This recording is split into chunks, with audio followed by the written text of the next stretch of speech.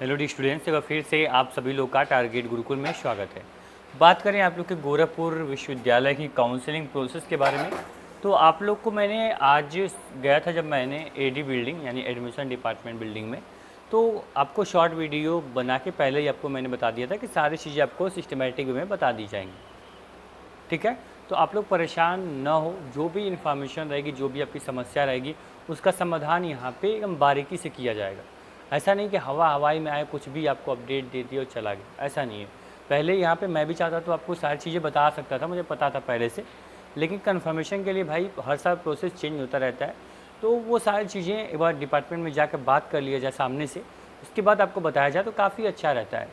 क्योंकि यहाँ पे 1 लाख से अधिक बच्चे हमारे ऊपर डिपेंड करते हैं, हमारी बातों को सुनते हैं, फॉलो करते हैं, तो हमारा भी कहीं ना कहीं वो फ़र्ज बनता है, ठीक है, कि हम लोग भी पहले चीज़ों को पहले चेक कर ले, उसके बाद आपको इन्फॉर्मेशन दें। तो आज जाने के बाद सर से पूरी बारीकी से सभी मुद्दों पे बात हुई और क्या इसका परिणाम निकला आप लोग देख लीजिए। वो लोग भी कुछ चीज़ें करने जा रहे थे, हालांकि बात करने के बाद वो लोग भी बच्चों के हित में ही सोचेंगे। हमने पूरी अपनी जो जानकारी मैंने रख दी है बच्चों के हित के बारे में, जो चीज़ें रखनी थी, जो पॉइंट हमने रख के आए हैं। ठीक है, चलो सेकेंड एक अलॉटमेंट कब होगा सर, सबसे पहले ये जान लो। उसके पहले जान लो जो फर्स्ट अलॉटमेंट हुआ है बीए का बीए का जो फर्स्ट अलॉटमेंट है वो आज रात तक आ जाएगा, परेशान ना हो, कल सुबह भी चेक कर लेना, कोई दिक्कत नहीं है। अलॉटमेंट आने के 3 दिन बाद तक आप लोग को टाइम है अपना फ़ीस सबमिट करने के लिए। तो फीस अगर टाइम पे सबमिट नहीं करोगे तो जो आपकी सीट है वो किसी और बच्चे को अलॉट हो जाएगी।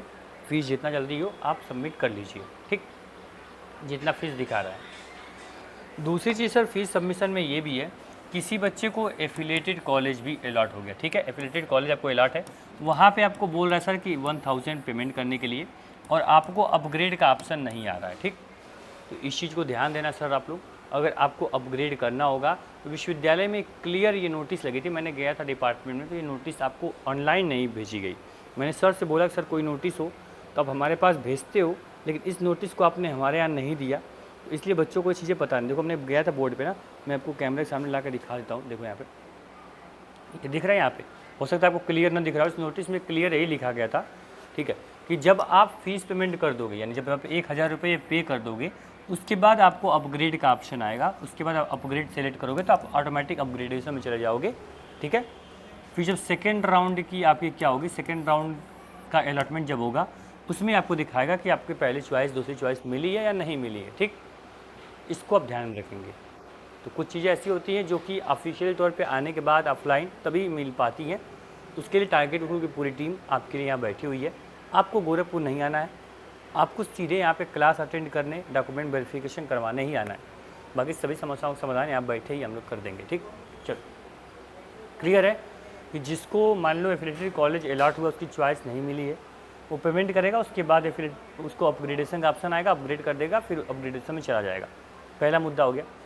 दूसरा सर ये है कि किसी बच्चे को नॉट अलॉटेड एनी सीट दिखा रहा है, वो बच्चा क्या करेगा, नॉट अलॉटेड एनी सीट, यानी इस बच्चे को अब सेकेंड राउंड में पार्टिसिपेट करना है, ठीक। कोई बच्चा ऐसा जो केवल मेन कैंपस सेलेक्ट किया है, ठीक है, अब उसको कोई सीट अलॉट नहीं हुई है, या फिर कोई बच्चा जिसको कोई सीट नहीं मिली है, अब वो सेकेंड राउंड में जाएगा, ठीक। अब एक चीज़ यहाँ पे देखना, जो बच्चा यहाँ 1000 रुपये पे करके अपग्रेड पे जाएगा उसको तो कोई दिक्कत नहीं सर, सेकेंड राउंड में पार्टिसिपेट कर लेगा, ठीक है। थोड़ी ज़्यादा देर चिल्ला के बातें करने हो जाती है, फिर थोड़े गले में प्रॉब्लम आ जाती है। चलिए, तो इसमें लगातार क्लासेस देना, बच्चों गाइड करना, डेली 100-200 कम से कम तो कॉल अटेंड करना ही पड़ता है, क्योंकि इस समय होता है ऐसा कि हम लोग तैयारी तो करवाते हैं बच्चों की, ये ऐसा पॉइंट होता है कि बच्चा अगर मिस गाइड थोड़ा होता है तो सिलेक्शन उसका नहीं होता है, इसीलिए हम लोग चाहते हैं कि जो चीज़ें हों बच्चों को क्लियर बता दी जाए, ठीक। चलो क्या मैं बताने जा रहा था आप लोग को कि जिसकी नॉट अलॉटेड एनी सीट दिखा रही है, ठीक है, यानी कोई बच्चा ऐसा है जो चॉइस फिलिंग नहीं किया है, ठीक है, तो अब क्या करेगा, सर का कहना ये है कि जब सेकेंड राउंड की आपकी अलॉटमेंट शुरू होगा तो एक बार फिर से उन सभी बच्चों को चॉइस फिलिंग करने का मौका मिलेगा, ठीक है। तो जिस बच्चे ने एक बार 200 रुपये पेमेंट कर दिया, जिन बच्चे ने एक बार 200 रुपये पेमेंट कर दिया है, उसको दोबारा सेकेंड अलॉटमेंट के लिए, सेकेंड चॉइस फिलिंग के लिए उसको पेमेंट नहीं करना है, ठीक। सेकेंड अलॉटमेंट होगी तो आपको चॉइस फिलिंग करने का मौका मिलेगा, वहीं डैशबोर्ड में मिलेगा, आप चॉइस फिलिंग करना, पहला कैंपस रखना, फिर आप चले जाओगे सेकेंड राउंड की अलॉटमेंट में, ठीक। फिर क्या होगा, जो बच्चा अभी चॉइस फिलिंग किया ही नहीं था वो बच्चा फिर अपना 200 पे करेगा और चॉइस फिलिंग फिर कर सकता है सेकेंड राउंड के लिए, समझे। इस प्रकार से बहुत अच्छी सोच है, बहुत अच्छे रास्ते पे विश्वविद्यालय आपका जा रहा है कि जो बच्चा अभी तक चॉइस फिलिंग में पार्टिसिपेट नहीं कर पाया था वो पार्टिसिपेट कर सकता है, ठीक। सेकेंड राउंड के लिए दोबारा पेमेंट नहीं करना है, जो बच्चा 200 पे कर चुका है, ये चीज़ दिमाग में रखना है, ठीक। चलो बात करें सर आप लोग का जो सेकेंड अलॉटमेंट है, इस पर आपको बतानी थी। सेकेंड अलॉटमेंट आपका 5 तारीख, ठीक है, 4 से 5 तारीख के बाद आपका सेकेंड अलॉटमेंट शुरू होगा। सभी कोर्स का सेकेंड अलॉटमेंट शुरू होगा तो आपको यहाँ बता दिया जाएगा। सर ने बोला है कि उसके लिए परेशान बच्चे ना हो। फर्स्ट अलॉटमेंट की फ़ीस जब सबमिट हो जाएगी उसके बाद विश्वविद्यालय देखिएगा कितनी सीटें अभी खाली हैं।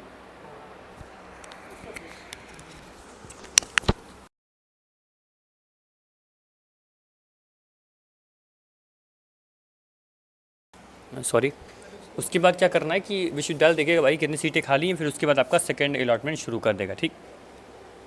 चॉइस फिलिंग करने का आखिरी मौका आपको मिलेगा। सेकेंड अलॉटमेंट में फिर से आपको चॉइस फिलिंग करनी है। बहुत बच्चे ऐसे थे, कई ऐसे स्टूडेंट भी थे जिनका रैंक अच्छी थी, 250-200 रैंक है बीकॉम में और उनको सीट नहीं मिला है, ठीक है। तब वो करना क्या है, सेकेंड अलॉटमेंट में फिर से आपको पार्टिसिपेट करना है। परेशान ना होना, जैसे सेकेंड अलॉटमेंट की आपकी पूरी नोटिफिकेशन आएगी आपको अच्छे से हम बारीकी से समझाएंगे, तब तक गला भी ठीक हो जाएगा, परेशान ना हो, ठीक। अपग्रेडेशन प्रोसेस मैंने बता दिया कि 1000 रुपये पे करोगे, उसके बाद आप अपग्रेडेशन चले जाओगे, ठीक है। तो आपका जो चॉइस होगा उसके अकॉर्डिंग आपको वरीयता क्रम में आपको फर्स्ट अलॉटमेंट आपकी फ़र्स्ट चॉइस आपको मिल सकती है। इतना चीज़ें क्लियर हो गई तो उम्मीद करेंगे वीडियो काफ़ी आपके लिए हेल्पफुल होगी। सेकेंड अलॉटमेंट में बताया कि आपको 4 से 5 तारीख के बाद होगी। थर्ड अलॉटमेंट भी हो सकती है सर ने बोला है कि जैसे ही थर्ड अलॉटमेंट होगी, सेकेंड अलॉटमेंट के बाद जितनी सीटें खाली होंगी फिर हम थर्ड अलॉटमेंट कराएंगे, उसकी जानकारी हम आपको देते रहेंगे। चॉइस फिलिंग एक बार फिर से होने जा रही है। जो बच्चे अभी तक चॉइस फिलिंग नहीं किए हैं वो चॉइस फिलिंग फिर से कर लेंगे सेकेंड अलॉटमेंट में। मैं बताऊंगा जब डेट आएगी तो। अपग्रेड करने के लिए परेशान थे तो पहले 1000 रुपये पे कर देना, उसके बाद अपग्रेडेशन का ऑप्शन आपको आ जाएगा। एक चीज़ और उन्होंने बताई है कि 1000 रुपये रिफ़ंड नहीं होंगे, ठीक है। आप जब किसी कॉलेज में एडमिशन लेने जाओगे, जिस कॉलेज जो कॉलेज आपका अलॉट हुआ है, तो वहाँ ये 1000 रुपये क्या होंगे, माइनस हो जाएंगे। किसी कॉलेज में मान लीजिए सपोज दैट किसी कॉलेज में 12,000 रुपये फ़ीस है, ठीक है, तो आपको 11,000 रुपये ही देनी पड़ेगी। ये 1000 रुपये आप दिखाओगे रसीद तो वो कट जाएगी, ठीक। तो इसके लिए सर को बहुत बहुत आभार, धन्यवाद कि उन्होंने टाइम दिया। कम से कम आधा 1 घंटा डिस्कशन हम लोग का चला और बहुत कुछ चीज़ें ऐसी थी मैंने बताई सर को कि सर कुछ बच्चों का रैंक अच्छा है फिर भी नई सीट अलॉट हुई है। उन्होंने बोला उनको परेशान नहीं होना है, उनके लिए सेकेंड अलॉटमेंट हो रही है और सीट खाली होगी तो जाहिर सी बात है जिनका नंबर अच्छा होगा पहले उनको ही हम यहाँ ऑप्शन देंगे, ठीक।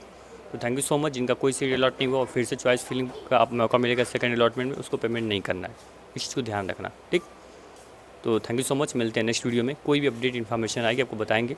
कम से कम नंबर जिस बच्चे का है वो भी बच्चा परेशान ना हो, अगर रैंक अच्छी है तो एडमिशन मिलेगा उसको, ठीक। Thank you.